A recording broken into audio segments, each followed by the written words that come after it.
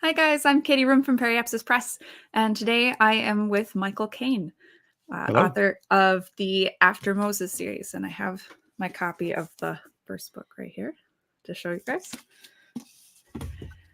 I reviewed After Moses on my website. The link is in the description if you guys are interested in seeing my thoughts on that.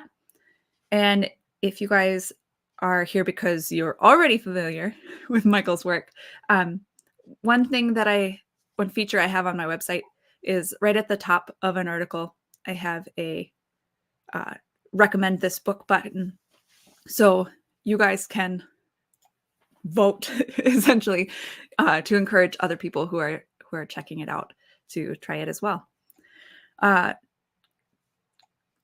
Today we're just gonna have a quick author interview, and we're gonna talk about After Moses and Michael. And so if you guys have any questions, please drop them in the chat. I'll try to keep track of them and make sure that I ask them. All right. I'm going to say hello to the chat real quick.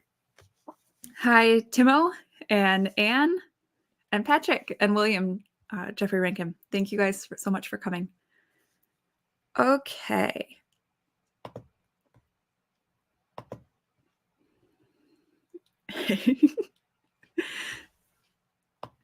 Okay. So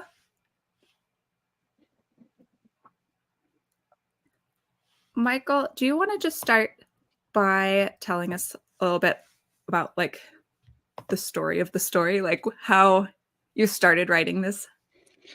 So there's not a great story because it's not, a lot of storytellers and writers, they have that one story that's been bouncing around in the back of their head basically since they were a kid or a teenager and this isn't that story. I have that story that I've attempted to write 2 or 3 or maybe 4 times since college and has been shelved every time. The last one was over 40,000, over 90,000 words, about halfway, and I was like, I still am not ready to write this. So the one that's always been bouncing around in my head, that's not this story. So the goal was to sit down. I sat down. I was like, okay, I need to write something different. And so I was like, okay, let's do sci-fi. What can we do that's a little bit different? I was like, okay, there's the super AI, but the AI wasn't a bad guy. Let's go sci-fi Western. Well, we need a crew. We need a ship with a crew. And all of these things, and including this main crew of characters that is about where all these adventures go on. All of these characters basically came about over the course of an afternoon. The first chapter opener, I do chapter openers where there's kind of an in-universe piece of text from somebody. The first chapter opener I wrote probably the next day, and only 1 or 2 words from it ever changed. And it became real very quickly. I just started writing chapters. Now, it's not to say I didn't have a plan along the way, because the first book is a very character-driven story. Because it has this episodic nature, who these characters were and how the relationships go together is like 90% of the story. As they meet each other, they become this crew, and some little things change that were definitely hammered out long before I got to the end. But it kind of came about very spontaneously in some sense, which is not the normal story, because most of the time you hear indie authors, I've been dreaming of this one all my life. I wasn't dreaming of this one all my life. And now there's 4 in, number 5 coming out soon. This is 5 years into this. There will be 6. Number 5 is not the last. So it's a little bit of a different story, probably. It's really, I needed practice writing. And so I figured out a way to get practice. So it turned out this was the first one good enough to let other people really see, out in the wild see. So you say you were trying to write something different and chose sci-fi. Were you not writing sci-fi before this? So the other side of the other thing was fantasy. I'm probably more temperamentally a fantasy person, if that makes sense. I'm very Tolkienian and C.S. Lewis in my influence. And while I've read Asimov and Dune and some Arthur C. Clarke and I forget the Fahrenheit. I forget, he's left my mind. I've read all that. It didn't affect my thinking in the same way. Sci-fi is more of the imaginative side of things to me. I love the imagination of sci-fi, but a lot of the sci-fi classics don't have the heart and the spiritual depth that fantasy is more likely to have, because so much of fantasy has been influenced by Tolkien. There's just such a different lineage to the genre in that sense. So the other was fantasy that one of my friends, I think he's in the chat there. I see Jordan K there. He has all sorts of derogatory names for it, everything from budget Tolkien to Eagle Wars, because there was an eagle in it, and so he called it Eagle Wars and made terrible memes. So he's very proud of himself for those. It's on the shelf. Someday it will come back. Someday I will get back to it, but today is not that day. So what made you decide to do like a space Western specifically? Did you have any examples that you really liked? So for one, there's a really, really long history of association with Westerns and science fiction. And some of that may be that they, in a lot of ways, share a common pulp background. And so there always has been a lot of overlap. There's always been a lot of overlap with deserts and Westerns, and deserts and Westerns and deserts and sci-fi, right?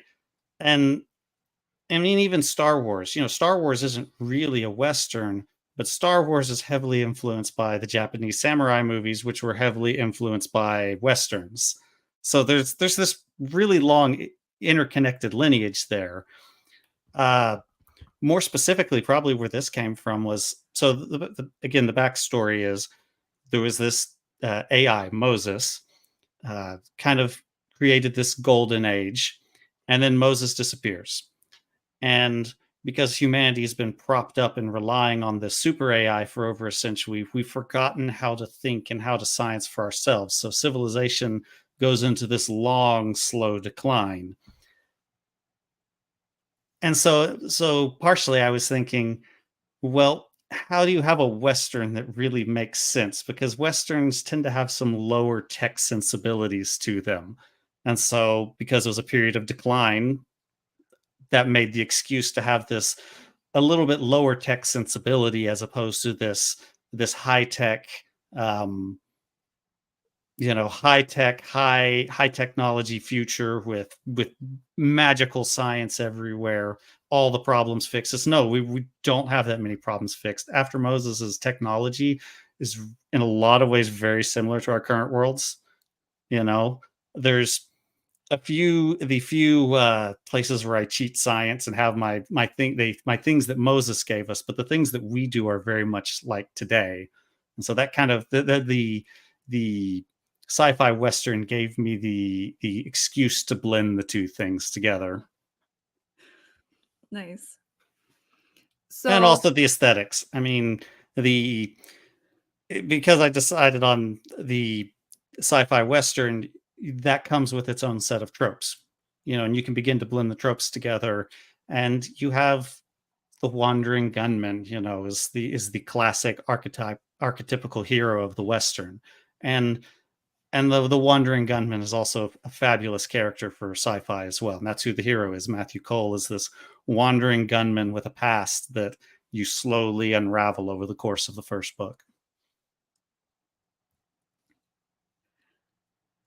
So in my review, I, of course, talked about Firefly, partially because your characters are far superior.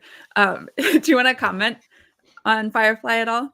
So if you've seen me say on Twitter that I didn't see Firefly until after Moses, my wife has recently corrected me that we apparently did watch it beforehand, but it didn't make a big enough impact.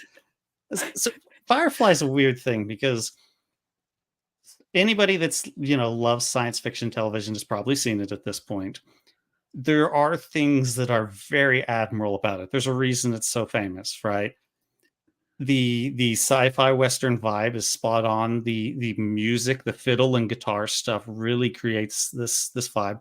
There's some really well cast actors. There's some really fantastic character moments, but it's incomplete. And I know people are going to say the movie Serenity, but it doesn't really count in the same way. It's this incomplete thing. So no matter if you loved it and it's your favorite thing, there's this sense of always being left hanging, and this sense of that Firefly was more potential than fulfillment. Sure. And I think that's a very big thing. And then also, we can talk about these days, everybody loves to talk about Whedonisms, the obnoxious things that Josh Whedon always works into his scripts, the kinds of character quipping and conflict and things like that, which are irritating. But it's not all bad. There's a reason it's so loved. I just don't think it really had much in the way of any influence. Another thing people often say is it's a lot like Cowboy Bebop. And that's an anime, and I'd never seen. We deliberately watched that afterwards. And I was like, oh, there are some interesting similarities if you discount all the postmodern nihilism that Cowboy Bebop arrives at. But so yeah, there's some similarities because it falls into a similar genre. I call this little subgenre Misfits on a Ship. It's Nice. it's in a way.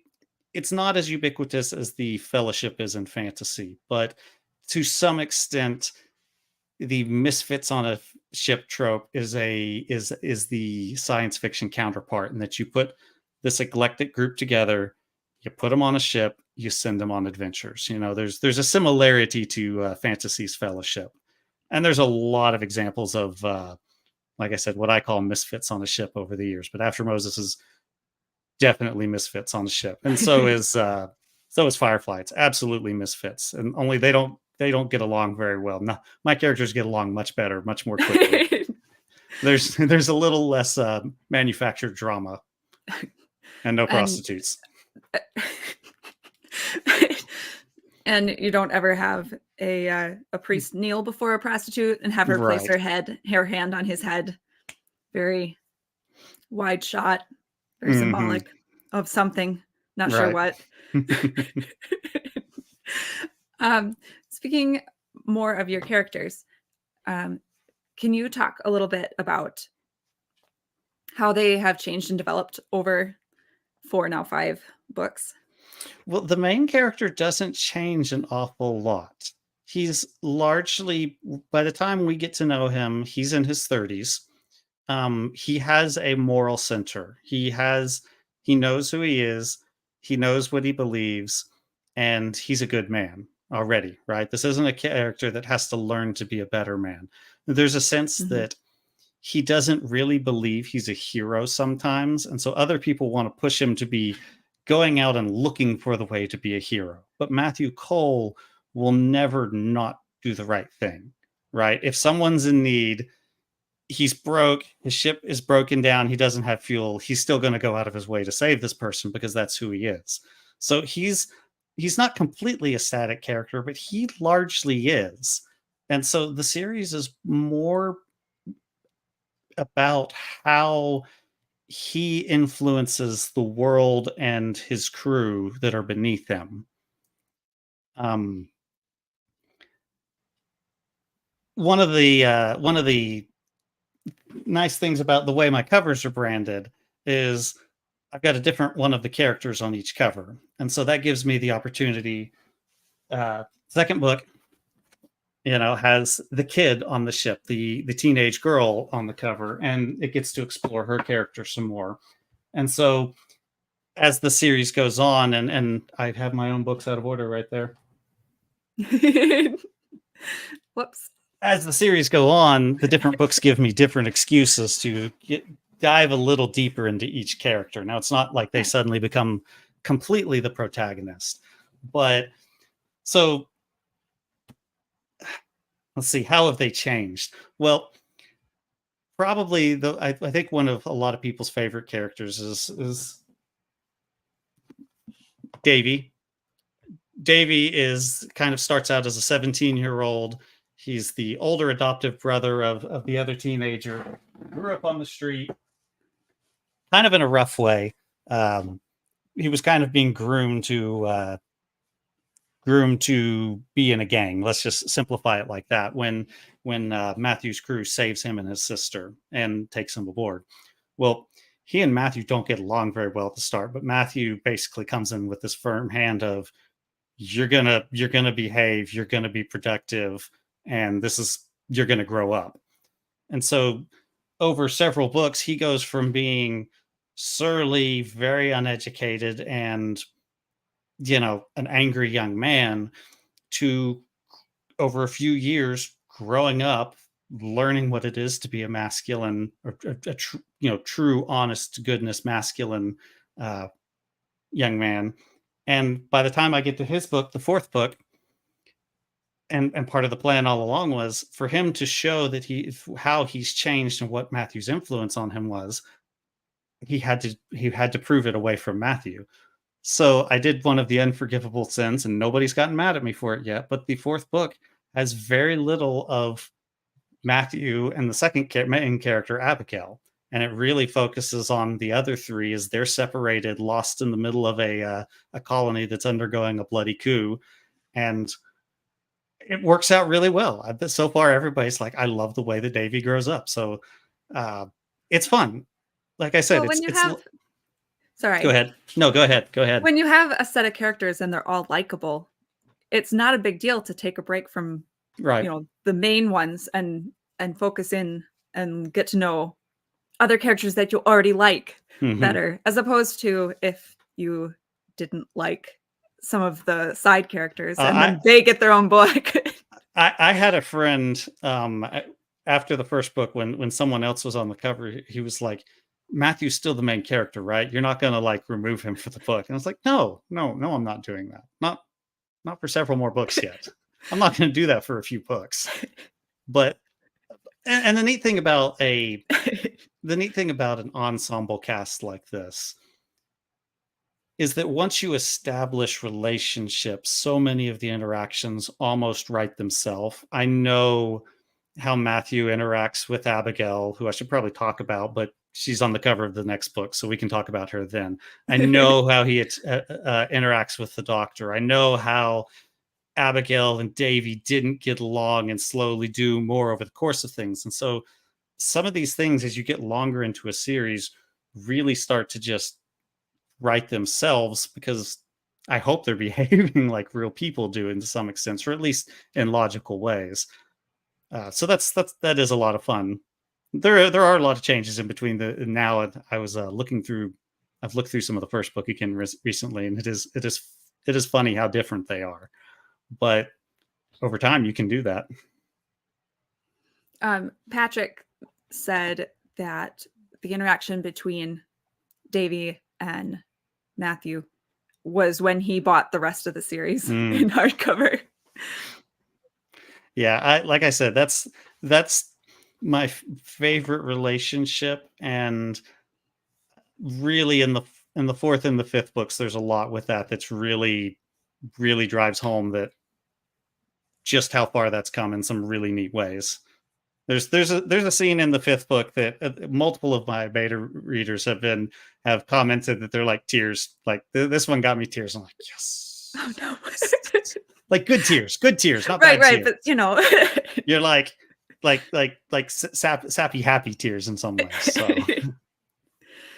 because you've been rooting for these characters for so long, and there's been you've been watching that struggle, and so when you finally see fulfillment of some long standing things, it's like those are the kinds of interactions as a writer you want to just nail, because you're like, this is important. This is 5 books. This is 700,000 words into this. I kind of need to land this scene. So it's a little encouraging when you get that feedback. Sure. I'm sure as an author that the tears means that you've done that right. Whereas to me as a reader, I'm going, oh boy, I'm in for it. It's okay. And in the 5th unreleased book, there's definitely another spot where everybody's mad at me too. And I was relishing all of my betas getting to that chapter because I knew there was going to be what? So those are also very fun. when Nice. you throw those unexpected screwballs. Should we look at your new cover? Let's do it. Let me pull it up here. This one. All right. There she is. So, as I was saying, all the covers, they have a different one of the main characters of the crew. This character here, she's really the deuteragonist of the series. She's really Matthew's right-hand woman. And she didn't get her own book till 5. She doesn't get her own book till 5. So in the first book, Matthew and Abigail are they're the first two to meet and come together in this crew. And they're also the two with the mysterious pasts. Everybody else is an open book very quickly. Matthew's past we deal with in the first book. Abigail's past. Okay, so let me tell you about Abigail. Abigail is the Shield Maiden of Mars. She's a freelancer, so she's, your bounty hunter, scrapper, mercenary. But she's in this one-of-a-kind suit of powered armor, 7-foot shining exosuit, wields a shield.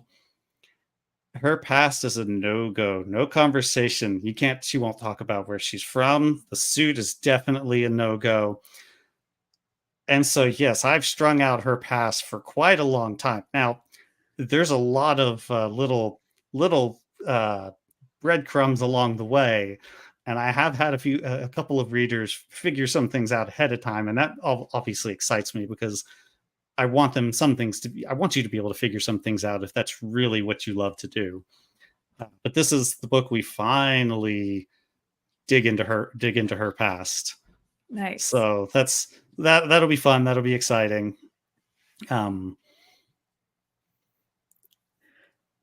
But yeah,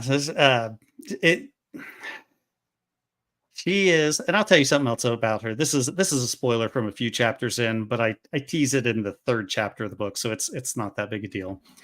Abigail is a little bit of a bully, and she's a little bit of a bully because, well, she's got this wonderful power armor that she always wears and no one sees her out of it because, as it turns out, she's a paraplegic. She's paralyzed from the legs down, and she was paralyzed as a young woman. And you start digging into her and you find out that, well, she's never really dealt with having to be paralyzed and coming to terms with any of those things because she's had this wonderful armor that's enabled her to almost live this power fantasy. But I've never had anyone accuse her of being a girl boss. And that's something, that very just, this poisonous term. People say girl boss and they're like, oh, I never want to do this. So I've tried to deliberately also give her this slightly girly feminine side that comes out on occasion and the things that she likes. She's fun. I like her. I like her a lot. Another thing that a lot of people will be happy to hear is that she and Matthew have a good working relationship. So many male-female relationships in sci-fi and action movies these days, it's always contentious. She is always, you always get this, well, the woman is always trying to supplant this guy and he's always cutting her down and she's cutting him down, and always this quippage. And there's some banter on occasion, but it's Matthew's ship.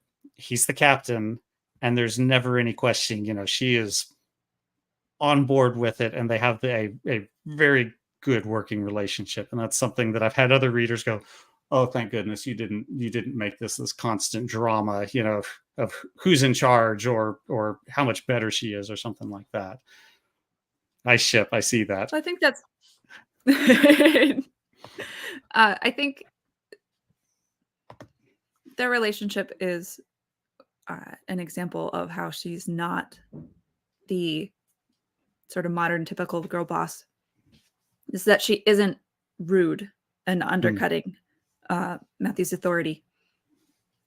So that it places the emphasis on like the mystery of their pasts and then like the current thing that's happening to them instead of this weird interpersonal tension. And I think that works very well. And that's the opposite of what Joss Whedon would do in that sort of thing. It makes them likable. as evidenced by the entirety of Firefly. So you talked about your beta readers being angry and then happy crying. So what would you say is the scene that you're most excited for your readers to Definitely experience? one that makes them angry. I am not totally against giving up spoilers, but this is definitely one of the spoilers I won't give up at all. So it's about 5 chapters into this book, and I'm totally expecting, a little bit of why, but it's good, and it works into the story, and it works into one thing that I do. Um, there's a little bit of pulp influence in After Moses in some level. It's small, it's not like a huge one. But one thing that is not really a pulp influence is that the status quo changes as the story goes on. There's a constant progression. There's not, well, just this is the continuing adventures of this crew. And so the status quo is something that I update very regularly as it goes on, and things change, and the story starts to pull in more political stuff between colonies threatening to go to war, and the crew in the middle of it, and bounties on their heads and all sorts of things like that.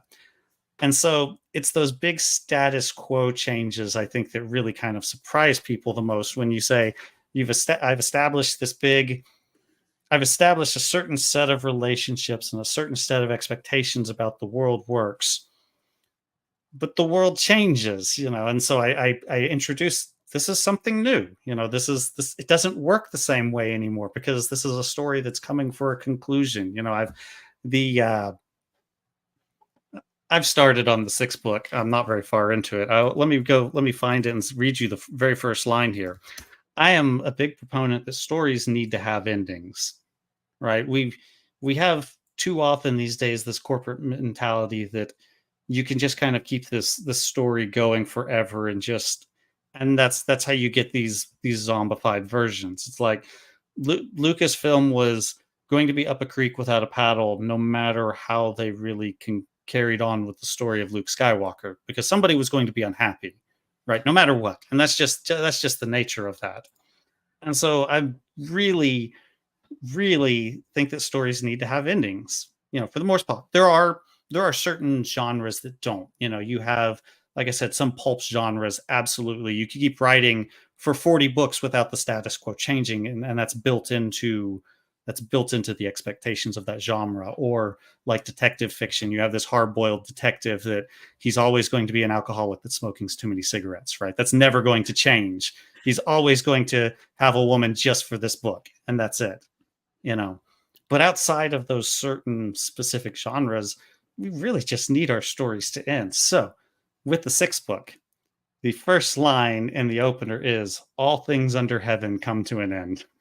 So I'm telegraphing very clearly here, this is the end of this story. The end of these characters' adventures is coming. So, because like I said, stories need to be completed. How many people would have been happier if Luke Skywalker had never shown back up on screen to alter their perception of a childhood hero? It's hard to say. Yeah, but exactly. So book 6 will be the end. Book 6 will be the end. How solidified is your vision for the conclusion? There are certain things which have been very solidified since very quickly into writing the first book. One of the big sci-fi mystery of this is, again, this super AI Moses. He just disappeared overnight a century ago. That led to this decline, and part of the slow burn backstory story that's going on in the background is kind of this treasure hunt with this technology that might lead to something related to Moses, only we don't really know what it is. So some of those big mystery things, that's the question, what happened to Moses? Well, I've kind of known that for a long time. Sure. But as the years have gone on, some specifics of some things have refined a little bit, or maybe maybe shifted in tone as it's gone on. I can tell you that sometimes books start with the exciting thing that happens at the end, if that makes sense. So the second book, right? This book, most of it takes place on Ceres, which is a dwarf planet in our asteroid belt. Most of it takes place in these underground cities. So this one's all, well, the first book is bouncing around the solar system. This one's a lot more claustrophobic. And I had the starting point already because I had where the first book ended. And the big thing at the end of this one might involve the crew with a stolen truck driving through a populated underground city with a nuclear bomb on the truck, getting chased by bad people. So I was like, okay, that's where I want to go. How do I get there? Right. I don't have all of the exciting ending fleshed out yet. I know that there's kind of like two sides of it, and one side is the exciting one right now, and I need a little more excitement on the other, where there's, if Luke's on board the Death Star talking to the Emperor and the others are on the ground. I've only got one side, like the adventure part finished. So I've got to figure the big hook sort of thing. But the story and the backstory stuff is mostly pretty fleshed out. Yeah. Nice. I'm just scroll. Yeah, I was just glancing at chat too. Cannon says, sequel with Mini Matthew, please. Mini Matthew. So if the one like spin-off thing that's always been in the back of my mind, okay, and I don't really think I'll ever want to write this because this one would require a lot of real world research, probably more than I would want to do. But so one of the big elements in the backstory way back is an event that doesn't really get fleshed out for several books. It's just called the Red Holocaust, and all you really know about it is it's an event that took place about 2 centuries previous, and it was basically the complete collapse of Chinese civilization, and that humanitarian geopolitical disaster is where this AI Moses first appeared on the scene and basically takes the reins of economies and keeps them from collapsing as, there's just this catastrophic death toll in China from all this infighting on all these things. I've had this story bouncing around in the back of my head of a school teacher in rural China trying to escape the collapse of China with his school kids after all the parents and everybody else are killed. They're hiding in a shelter and live. So I have this story in the back of my mind of a teacher and a group of like 20 kids of different ages trying to trek like 1,000 miles out of China to like the Indian border and dodging, patrols of rival militias and things like this. And part of what happens is some of these automated drones and things like this start helping them because Moses is helping, before he's revealed himself, is helping these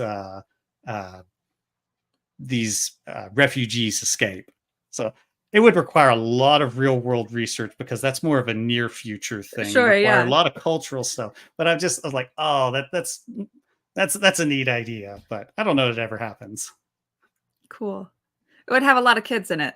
Oh yeah. Oh yeah. That's another thing. I think I've done pretty well by having one likable kid. Having a bunch of them might be tricky, but it sounds like it would be a cool book. It does, yeah. But so this cruise story may end. I'm not going to promise I'll never touch the universe again, but if it does, it would be very different setting, very different kind of story, I think. Anne says, gosh, I have to read these. Yes, you do. Didn't you buy it like 2 months ago, Anne? I'm pretty sure she did. Yeah, I'm pretty sure I've seen you post a picture of it on Twitter. Patrick quips that book 6 cover is nothing because it's AI Moses. Now see, that's another great thing is there's 5 members of the crew, and I've used up the 5th member for the 5th book. What am I gonna do? I don't know. So that would be an interesting one. Yeah. It'll be something a little different, maybe, but still part of it. Don't worry. Don't worry. It'll fit the theme. Well, they look good on the shelf together. That's They what do I look care good on about. the shelf.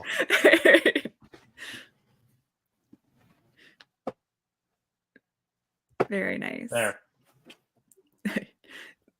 And says, and bam, book 7. Nope, no book 7.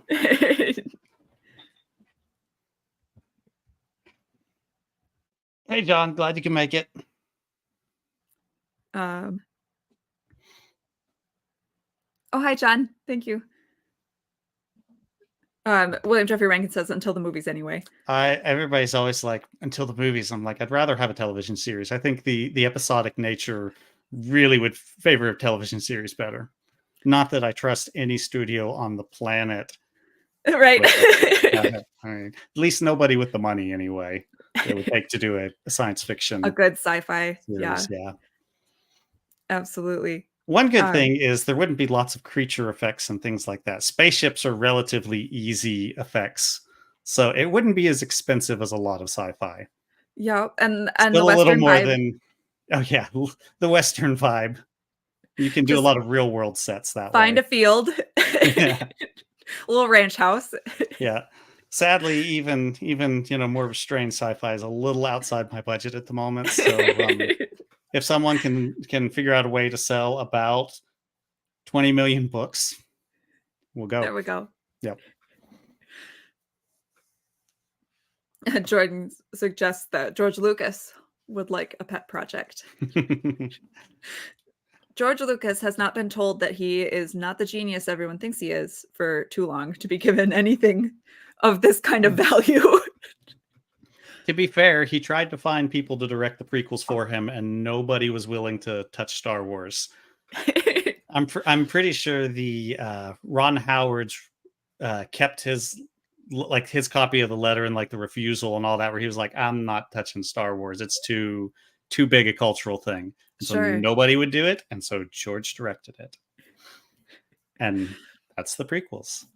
So you're saying it's not really his fault? I mean, it is, but he also knew that it would be better coming from somebody else. That's the interesting thing is he only directed A New Hope. As soon as A New Hope was over, he got other directors for Empire and Jedi. Mm-hmm. So there's a little bit. People always say that, oh, George Lucas, no one would ever tell him no anymore. But at the same time, nobody would come help him when he was like, "Will you come direct this movie?" No, absolutely not. Please. Yeah, that's true.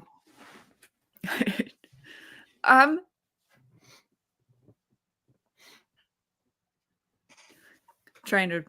No, where are we back? We bring my brain back. That's okay. We've traipsed into Star Wars again. Do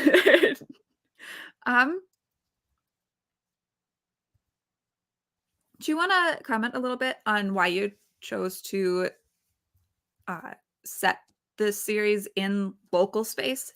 Oh, yeah.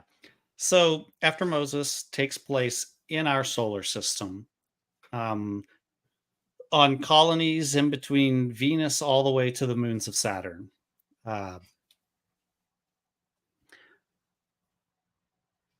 Partially because we were in a low-tech setting. Part of that backstory is Moses promised that he would take us to the stars, but ultimately never gets there, never fails. So we're stuck in our solar system. And so part of it is the story thing. But from a me personality and a me writing perspective, it's just that we have an amazing backyard. This isn't hard sci-fi. This is a rather medium sci-fi in difficulty. It's not super squishy. There's things that while I don't do the math, I have them in the ballpark of what the math would be, because I know there's people out there that will do the math. So I need to take at least 2 minutes to say, is this vaguely right? But the one thing that I try and be the most accurate on is our backyard, are the places in our solar system. So I take a moment to describe Ganymede or Europa, and I try and extrapolate fun places around what's really there. So in After Moses, Europa, which is one of Jupiter's moons, it's an icy moon. It's covered in ice, but we think that there is a warm saltwater ocean beneath its surface. We have pretty good evidence of that. So, because there's liquid water available, the colonies that were established on Europa and After Moses, there's a lot of farming colonies that they're drawing water up from the underground surface, distilling the water, and they have liquid water available. And so, or Titan. Titan is one of Saturn's moons, and Titan has an incredibly dense methane atmosphere. There are methane seas on Titan, liquid methane seas, and well, methane is a hydrocarbon. Hydrocarbons can be used for fuel and plastic and all that. So, in orbit over Titan is all sorts of industry. There are refineries for refining fuel, just pulled right out of the hydrocarbon oceans on Titan. There's factories for making plastic and other goods. The fourth book starts with a boat chase on the surface of Titan across a methane sea. And I try and imagine how that would work with negative 200 methane and how boats would go. It's not major things. It's not like I'm describing physics, but our backyard is so amazing that there's these little places I can be accurate and use for these amazing backdrops for sci-fi. No one will ever know I did this except for basically people that hear I say this. But the shoreline going from point A to point B in that book, I consulted maps of the Kraken Mare. And so the turns are accurate as described. Very nice. Like, there might be 5 people on the planet that might recognize that ahead of time.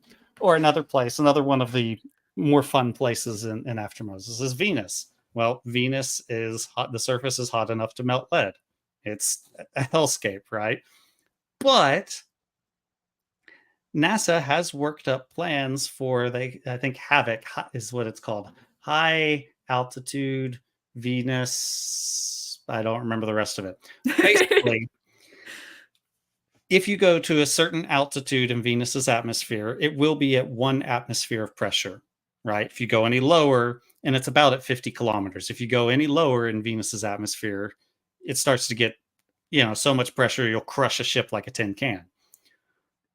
Well, but if you're sitting at that 1 atmosphere point, breathable air is naturally buoyant and will keep you there. So something like Star Wars' The Cloud City is not the most insane idea on Venus. And NASA's written up basic mission proposals. It's not something that's been seriously, yes, Patrick has it. High altitude Venus operational concept.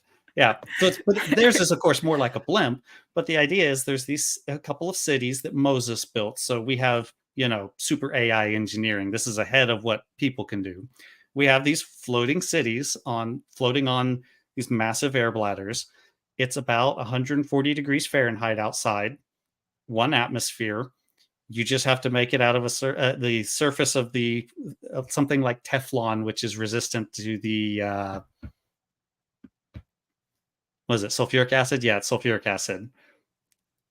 So there's things like that I can make these realistic things, and it's neat. It's fun. Yeah. That's the place where the science of the places I try and have accurate. When we visit Enceladus in the 4th book, Enceladus is another one of Saturn's moons.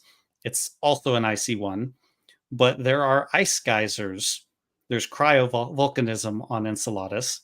And we have pictures from the Cassini spacecraft, which is one of our Saturn orbiters, of these massive ice geysers like spraying snow and ice out into space. Like, we have the pictures of that, and you can go and look at it. So that's something I describe when they arrive, seeing, It's a little thing, Yeah. but it's real and it's cool. So that's something I've really enjoyed about having it in our backyard is just being able to do that.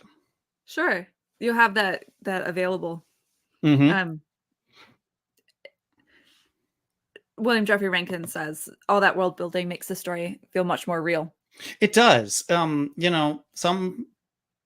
Some people are really good at inventing all sorts of things, completely from scratch. You've got your Tolkiens and things like that, but I don't have to do all that. I can take a lot of very real things and then extrapolate from that, and I do think it does help the places feel good. I'm very proud of the places. I think a lot of the places are great. Jordan says, I thought you just made all this stuff up. Yeah, you know that. You know that's not the case. Yes, You're Mars is telling me indeed Mars real. is real. Jordan's a friend that's been around the beginning. He's one of the betas and more than that. So he's just going to give me a hard time. So one of the things that I like to do when I have authors on is talk a little bit, if you're willing, about your faith and your values and how they impacted your writing. Yeah, so I grew up in church, Christian, Baptist specifically, so the eternal enemy of Katie the Presbyterian. It's okay. I was Baptist once. Oh, okay. One of those Presbyterians. I have the rare privilege of serving on staff at the church I grew up in. Oh, nice. I'm the guy that gets up and leads the music and sings and takes care of all that. So that's, like I said, a very rare privilege to get to do that in the church that I was raised in. And After Moses, I've always struggled whether people would think I should classify it as a Christian book. And I don't really think it is in some sense. In some sense, because I am a Christian and because obviously my faith is important to me, it's not going to not be Christian. A novel is always going to reflect the worldview of the person that's writing it. I can't imagine an author believing one thing and lying through an entire book, about what they believe and about what they believe about the nature of the world and the universe and God and everything. Right. I just can't imagine that. So in some sense, a novel is always going to tell you about what the author believes. That's just naturally the case. But I didn't want it to be a specifically Christian book because we've all ran across Christian books that are, as subtle as using a hammer to kill a fly, right? It's just, there's all sorts of reasons for that. And I know you've talked about it. And there's no reason to hash over that again. I don't know anybody who can successfully kill flies with hammers. Right, exactly. That's the thing.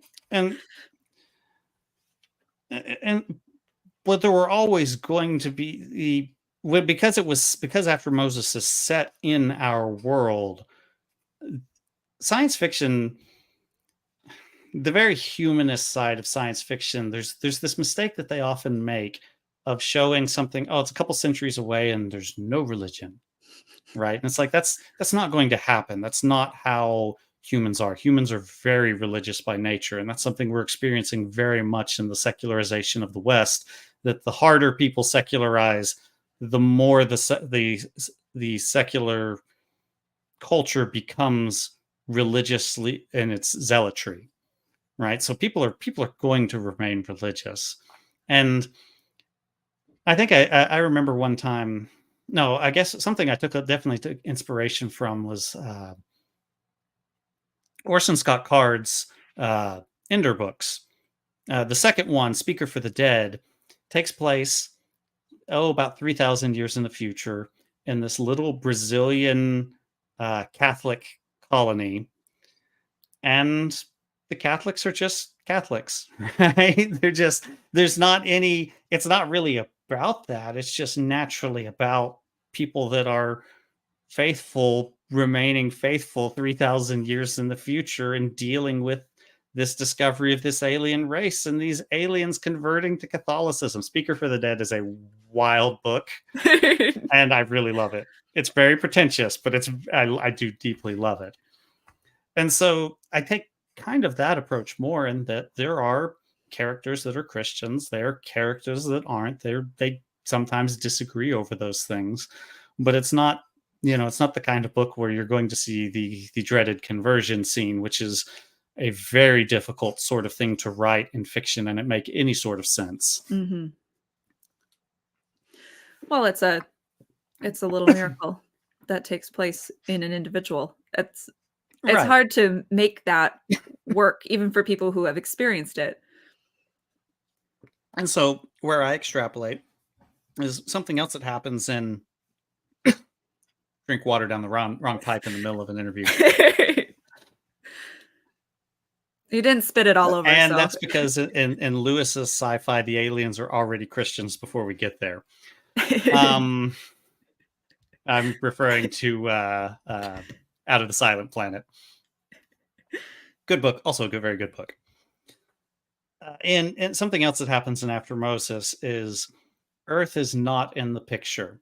Earth, when Moses disappears, Earth's economy collapses. A bunch of people that have been itching to shoot at each other for the last century start lobbing nukes at each other. We're talking nuclear winter. Earth is not part of it. Okay. And so that's another reason, without the support of Earth, these colonies are just dwindling. Well, I have, despite being Baptist, I picked Catholic characters for.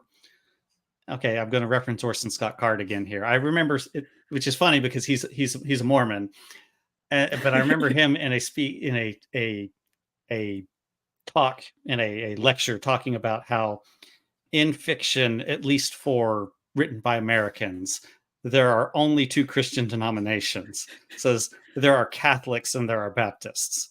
It says you use Catholicism when you want a sense of tradition or reverence or solemnity or the architecture of a cathedral. And you use Baptists when you want the country or intimacy or quiet country churches and humble preachers. Because those are the only two denominations in American fiction. Sorry, Katie. It's fine. You're all theologically wrong, but it's fine. Because Orson Scott Card is Mormon, he continues on and says, and there's never Mormons unless we're villains, which is really funny because it's kind of true. But not going there. So one of the things in After Moses is the Catholics, after Earth falls, the Catholics all get together and they found a new colonial Vatican next to the University of Ganymede. And well, they basically just keep going. And so most of my Christian characters are Catholics in that lineage. And I try and do a very,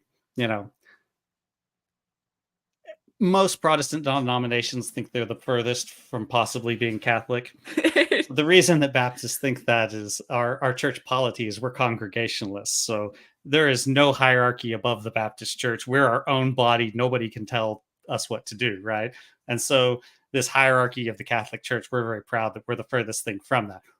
But I really tried to be as accurate as I could with portraying these characters as good, faithful Catholics. And I've definitely had a couple people think I was Catholic, and I guess I'm kind of proud of that, in that I was, doing a good, faithful job of portraying that. How do you feel about that, I guess, since you are not Catholic? How do you feel about your characters being Catholic? Are you trying to get me in trouble? Are you trying to get me in trouble with any Catholic readers? Okay, so here's something that I do. You don't. Okay, so let me find out. No. Let me go there. You don't find, and here's a clever little trick that I do as an author that I think has worked and paid off. Okay, you don't find out that Matthew is Catholic for quite a few chapters in. I think it's about chapter 14 that it becomes clear what what his specific sect of Christianity is. And in I use these chapter openers at the beginning of each chapter. Sometimes I use them to drop relevant world information. Sometimes I drop it a couple chapters early before you need it. Sometimes it's just to set the mood, things like that. Well, I have this chapter opener, chapter 14 of the first book, where I talk about colonial Catholicism, and I talk about how when everything goes down and Moses disappears and Earth goes silent and all of this stuff, how Catholicism undergoes this Reformation. Okay. And basically that they were, going through and really thinking that, okay, we have to right all of our ship. We have to fix things and stuff like that. But I don't tell you the specifics of what they're fixing. And the reason for that is I know that everybody has opinions on Catholicism, right? And Catholics, and sometimes it's very different. Like, I'm more pro-Catholics than I am Catholicism because I'm Baptist and Rome is pure anathema, right? Nobody hate me on that, but that's just the way it is. But I insinuate through this chapter opener that there's this big event and something changed and Catholicism is better.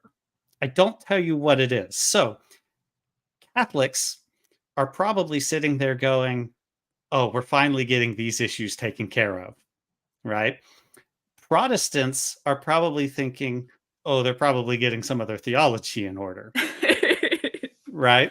Whereas I don't know what atheists are thinking there, but the whole way it's framed is that this is this positive thing, and that the Catholicism that comes out of it is a better Catholicism than the one that existed on Earth right beforehand. So it's a little bit of a cheating thing in that I leave it up to the reader's imagination to fill whatever their preconceived notion is and then imagine it better. And so far it seems to have worked because everyone seems happy with it. Right. So yeah, and my listeners know, like, I am a big supporter of the idea that you don't have to have perfect theology in a fiction book, right? You should be reading your Bible. Right. So I'm not like, why would you support Catholicism? It's like, Matthew Cole and I wouldn't get along on every little aspect of theology. He's a papist. What can I say? He actually gets to meet the Pope later, but it's off screen. The reader doesn't get to meet the Pope. Also deliberate to avoid further issues, but he does report on that. Nice. I see a lot of Patrick talking here. It's not Catholicism, so of course it's going to be Patrick.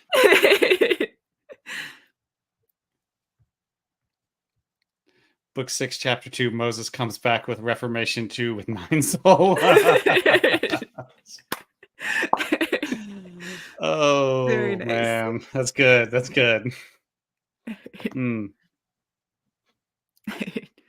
Prepared speech on why Daredevil is an ideal missionary, sans romantic life. I get it.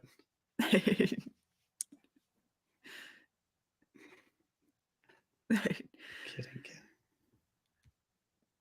I'm not sure. Lots of unsubscribed.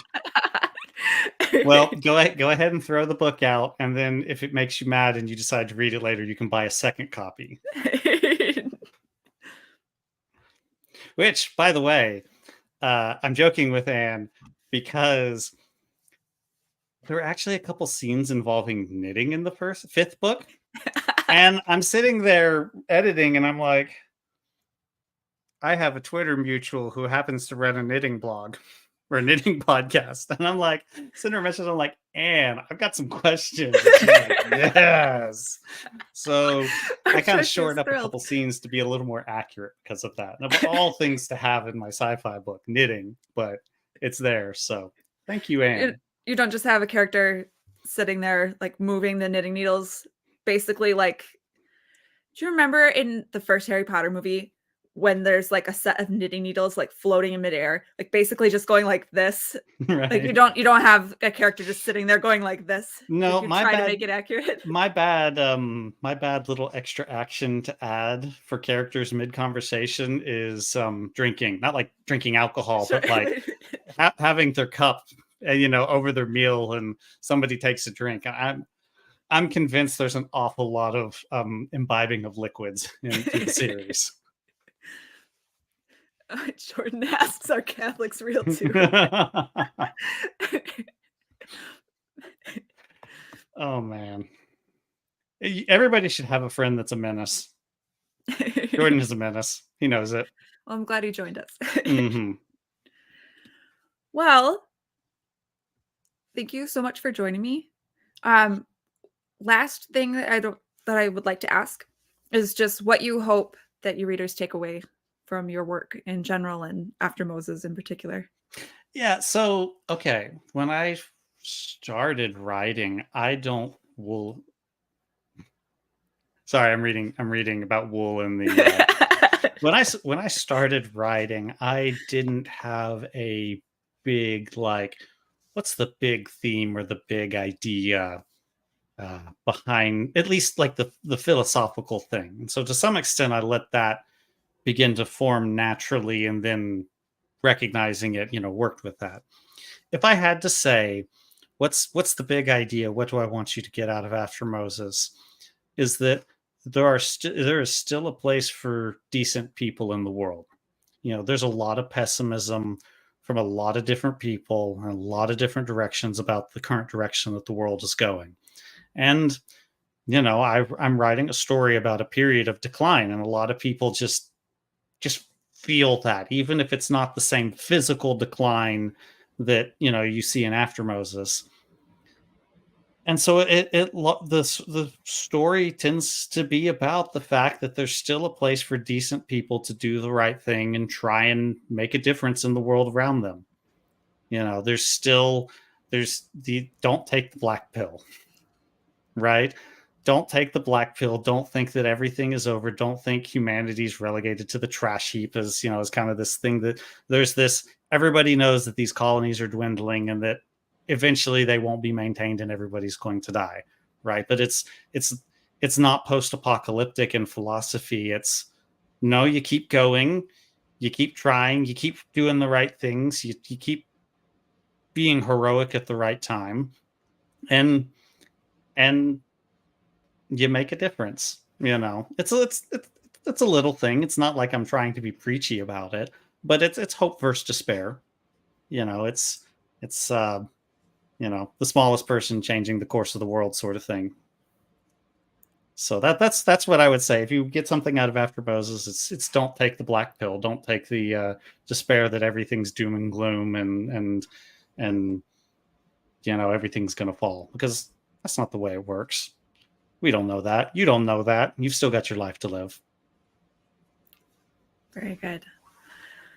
Well, thank you again so much. I really appreciate you reaching out to me and offering to do this with me, and letting me reveal the cover. And it was fun. I enjoyed the chance to do it, and hopefully a few of you fine people over there will consider buying it. The fifth one comes out on May 7th, and the sixth one when it's done.